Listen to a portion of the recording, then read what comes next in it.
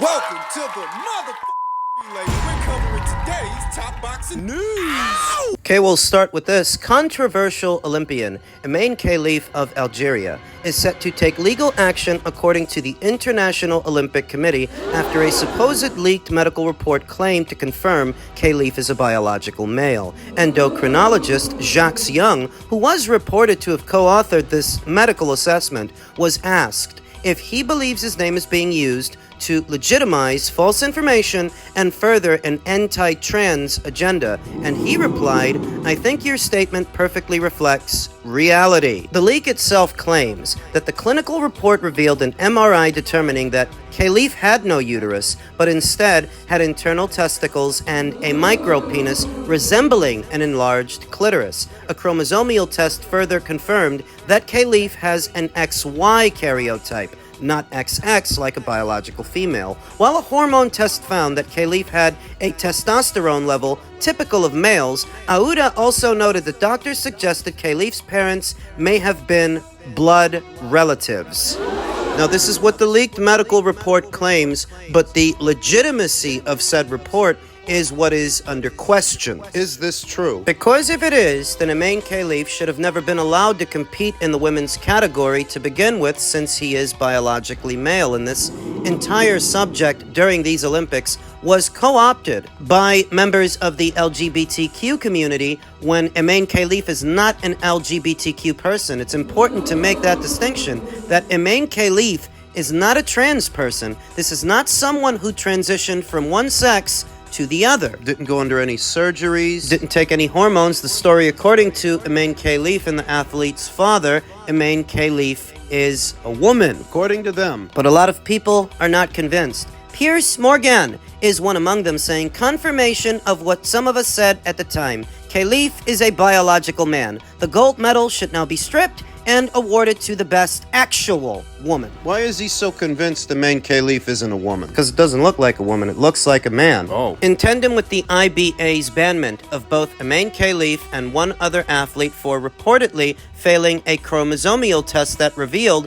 they have a male karyotype, not a female karyotype, and that exempts them from competing in the women's category. So why didn't the IOC just uphold the IBA's banment? Because the IOC are the ones who stripped the IBA of recognition in connection to corruption and match fixing. So when they lost their recognition, the IOC must have decided to reverse the banment. Reverse the banment on Khelif, reverse the banment on Lin Yuting, Resulting in both athletes medaling in these Olympic Games. Former athlete turned women's rights activist Riley Gaines said, "Remember the man who won an Olympic gold medal in women's boxing? His medical reports now show he has XY chromosomes, male testosterone levels, testicles, and a micropenis. But that never mattered. They believe that words and feelings make you a woman." Not biology. And remember when Imane Khelif said he was going to sue J.K. Rowling and Elon Musk for properly referring to him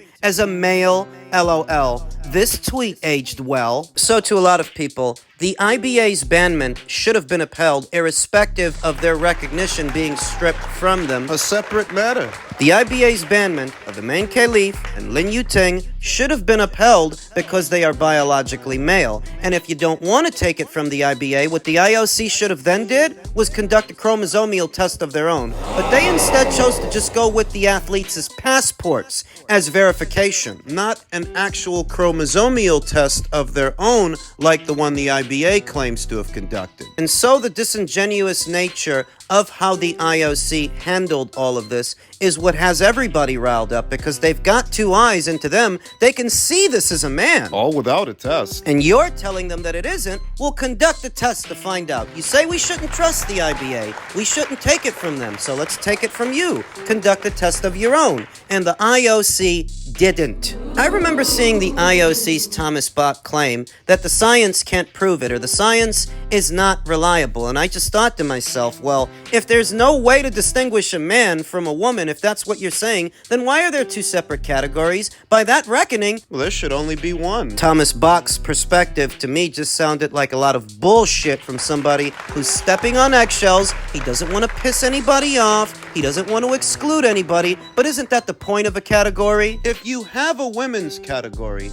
is it not to exclude males from it? Otherwise, what's the point in having it? And watching so many in the West try to co-opt this issue with their own identity politics as if Imane Khelif is a member of the LGBTQ community. Nope. Or as if Imane Khelif is a trans person or a trans athlete. They never said that. They don't identify as such. You're just projecting yourselves and your own identity politics into this situation when this situation has more to do with a birth defect than the fighter's sexual orientation. Lifestyle. The leaked report claims that Imane Khelif may be a product of incest and as a result has a birth defect. So what, now they're suing because the report got leaked? And who are they going to sue for the leaked report? Wouldn't it just be easier to conduct a chromosomal test, reveal the karyotype, so that you can put all of this to bed? Put all of it to rest. Wouldn't that be easier than doing this, than trying to sue J.K. Rowling, trying to sue Elon Musk?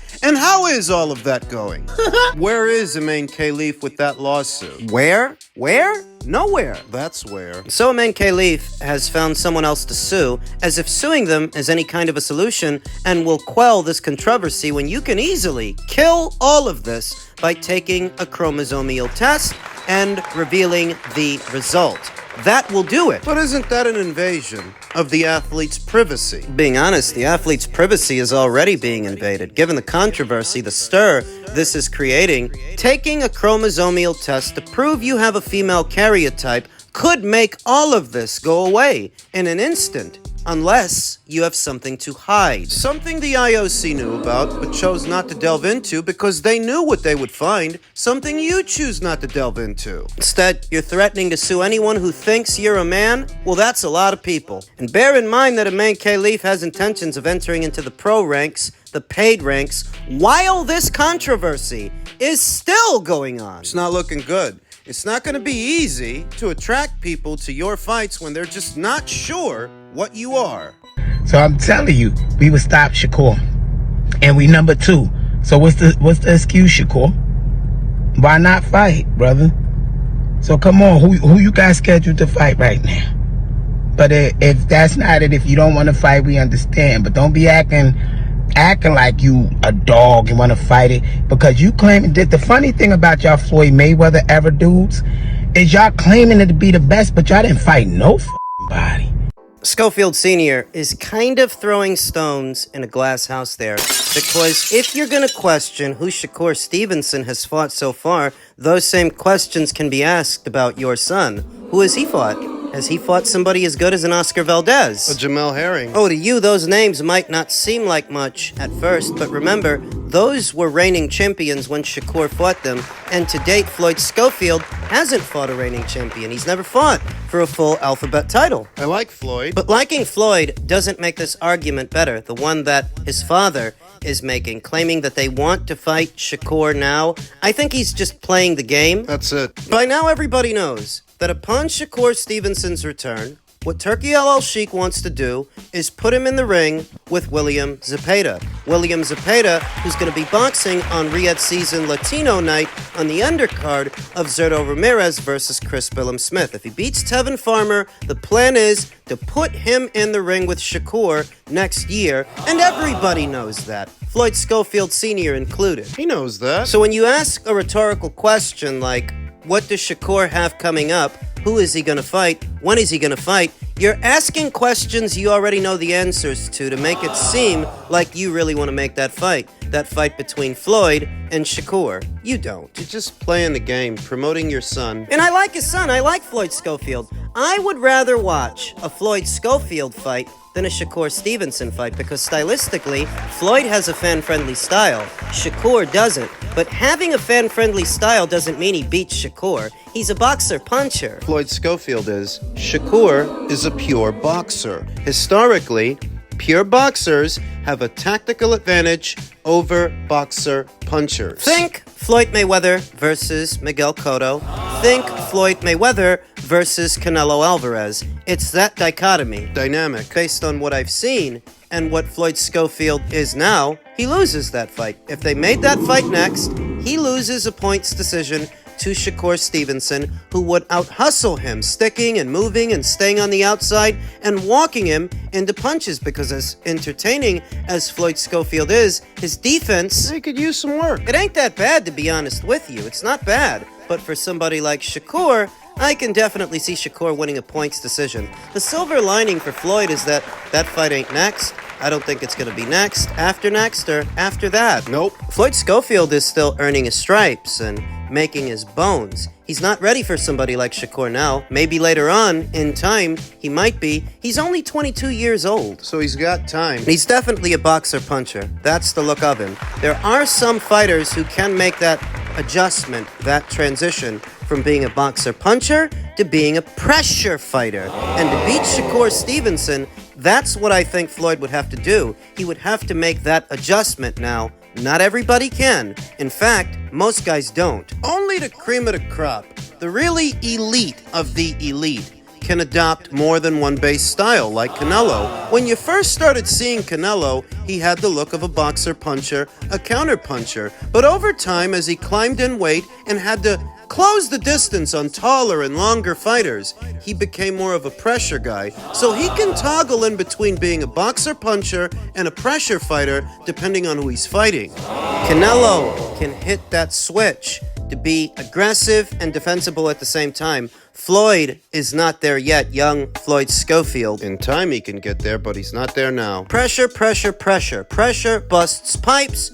Pressure is what pure boxers don't like. A guy who's going to stay with them, stay on them all night, the whole fight, and won't let them think, won't let them breathe. Pressure. To beat a guy like Shakur, you got to put pressure on him. I don't think we've actually seen Shakur Stevenson in there with a pressure fighter, a pressure guy. We haven't. Don't say Oscar Valdez. Oscar Valdez is not a pressure fighter. He's a boxer-puncher. Edwin De Los Santos, same thing. He's a boxer-puncher. We've not seen Shakur in there with a good pressure guy, a pressure-style fighter. I think that William Zepeda will be the first. And that'll be interesting when the time comes to see how Shakur handles him, if he can handle him. But pressure's what beats the pure boxer. Pressure fighting is what gets to them because it wears on their energy reserves. And even if you're in there with a pure boxer that has fantastic cardio, there's still the chance that they're going to get outworked because they're spending so much time creating space and so much time on their bike. Besides moving around the ring, they're not getting much else done.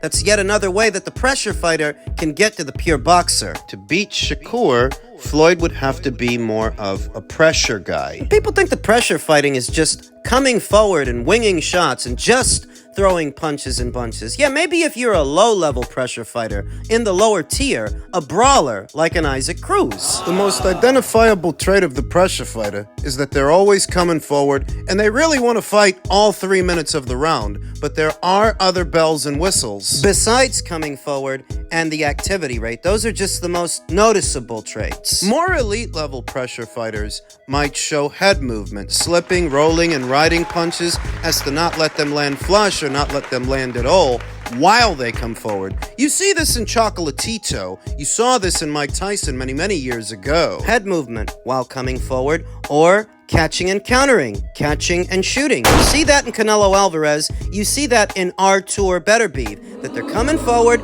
catching and countering, baiting the guy to throw so they can counter what they throw and put the pressure on him. Keep it on them. Cutting off the ring.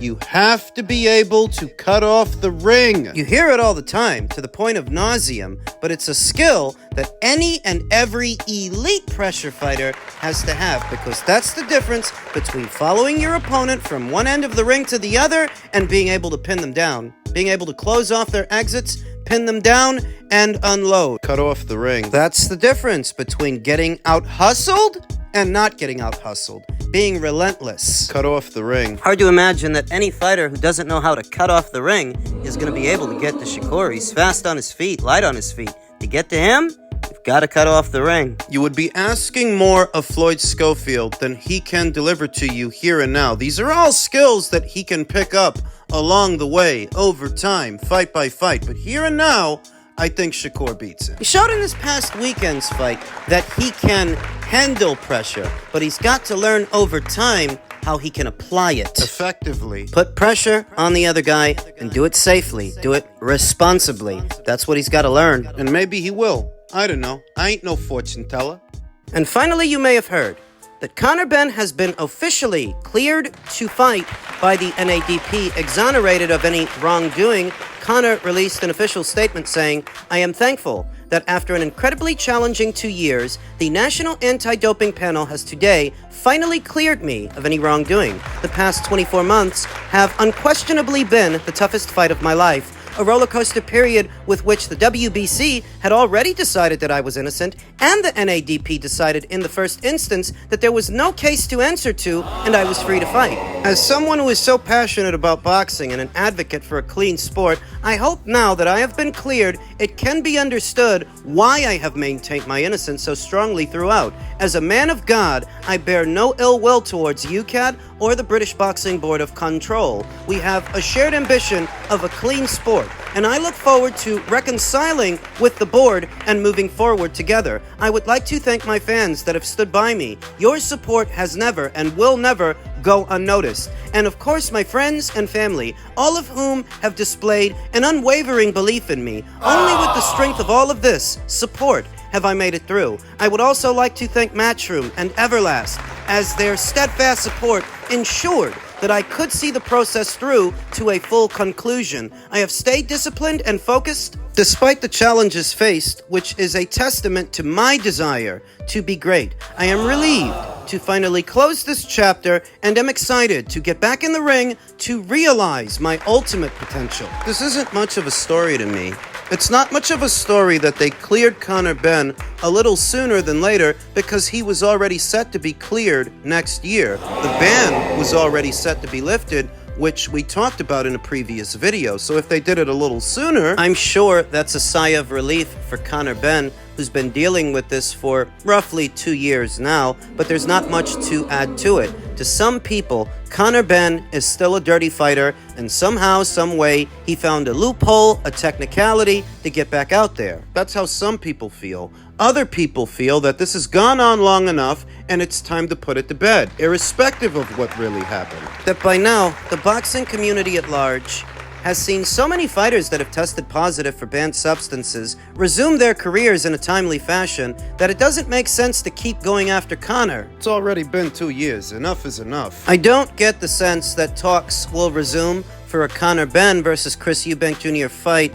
because Chris Eubank Jr. has gone ahead and signed to Boxer, to Ben Shalom. And we know that Ben doesn't have a good working relationship with anyone. Not Frank Warren, not Eddie Hearn, not nobody. That fight, that Conor Benn fight, is not a priority to Ben Shalom, and it's not a priority to Chris. That's why he signed to him. That's why he went over there. If Chris were focused on making sure that Conor Benn fight happens, well, he would have signed to Eddie. He would have signed to Matchroom. He signed to Boxer. So I don't get the sense it's going to happen.